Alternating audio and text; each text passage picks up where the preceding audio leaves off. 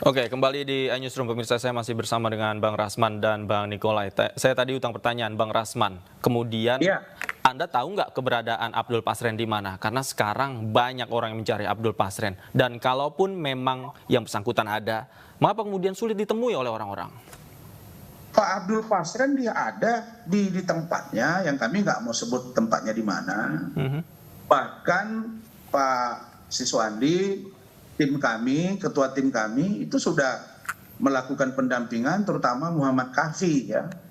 Tidak ada masalah, hanya saja kita tidak ingin mempublish. Makanya saya heran kok sampai ada spanduk, ada baleho, ada poster, nyari-nyari dia. Ini nih nyari mau ngapain gitu.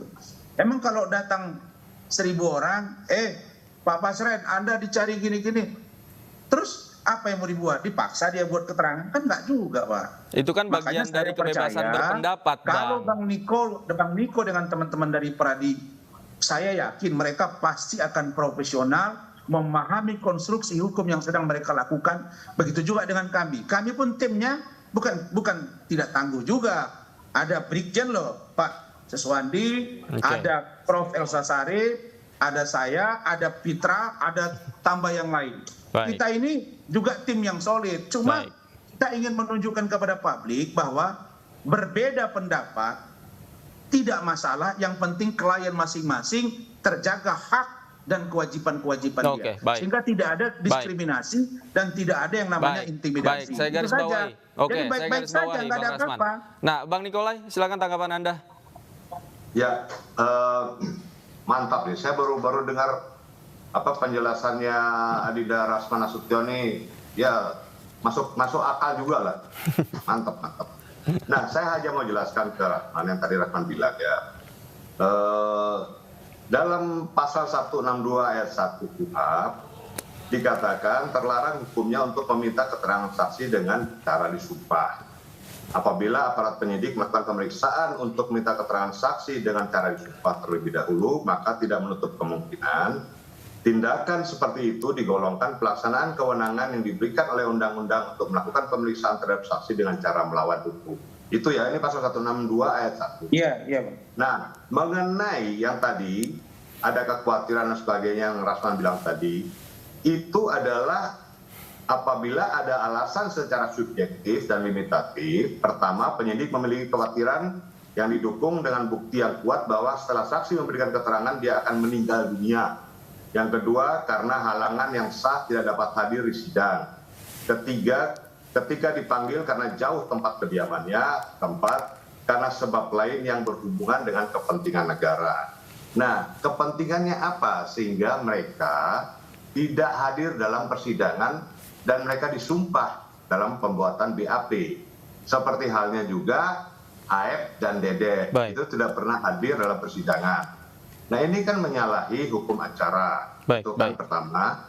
Nah, yang kedua ingin saya tekankan di sini sekali lagi bahwa apa yang dilakukan kemarin pada hari Selasa oleh keluarga para terpidana itu mereka meminta hak-hak hukum mereka dipulihkan, keadilan itu ditegakkan, kebenaran ditegakkan.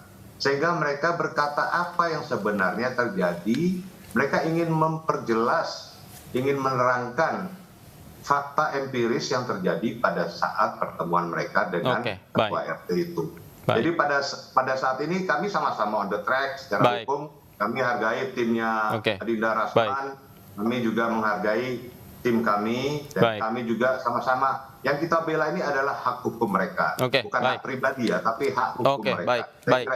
Baik, saya ke Bang Rasman. Bang Rasman, kalau memang tidak ada apa-apa, kemudian kenapa Abdul Pasren tidak berkata sejujurnya saja seperti permintaan yang tadi dikatakan oleh Bang Nikolai? Ya, sekarang begini, cerita jujur ini versi siapa? Kan sudah saya sebut tadi, sahnya, berkualitasnya kesaksian seseorang itu diucapkan di muka peradilan. Nah, itu bukan sudah ada keterangan di muka pengadilan, kemudian Pak Pasren sudah menyampaikan, dan dia konsisten dengan itu. Lah, apa instrumen yang bisa memaksa dia untuk dia merubah? ya Anda misalnya sebagai host di situ tidak punya kapasitas juga untuk mendorong-dorong saya atau mendorong Pak Abdul Basri dan anaknya untuk ngakui apa yang Anda sampaikan. Tidak bisa. Nanti teori pembuktiannya di pengadilan, tapi instrumen penyelidikan, penyidikan, pemeriksaan, nanti kita lihat bagaimana laporan yang telah dibuat oleh mewakili keluarga dari terpidana yang sekarang sedang berproses di Barreskrim. Kita lihat. Tentu kalau ada panggilan kepada klien kami, maka Pak Siswandi, Pak Elsa, Pitra, saya dan lain-lain, kita akan koordinasi, kita akan dampingi. Nah, bagaimana nanti fakta-fakta di lapangan, monggo kita jalankan. Tapi yang pasti, goalnya adalah bagaimana almarhumah Vina dan Eki bisa terungkap siapa yang berbuat apa, dia yang harus menanggung resikonya. Itu saja kalau dari kami. Jadi kita ini tahu apa yang kita lakukan, kita paham apa konsekuensinya. Begitu. Oke, baik. Kita nantikan nanti akan seperti apa jalannya persidangan. Terima kasih Bang Rasman Arief Nasution sudah bergabung bersama kami. Bang Nikolai juga terima kasih sudah meluangkan waktu bersama kami di Newsroom. Selamat malam. Baik. Sehat selalu Bapak-bapak. Assalamualaikum warahmatullahi wabarakatuh. Waalaikumsalam.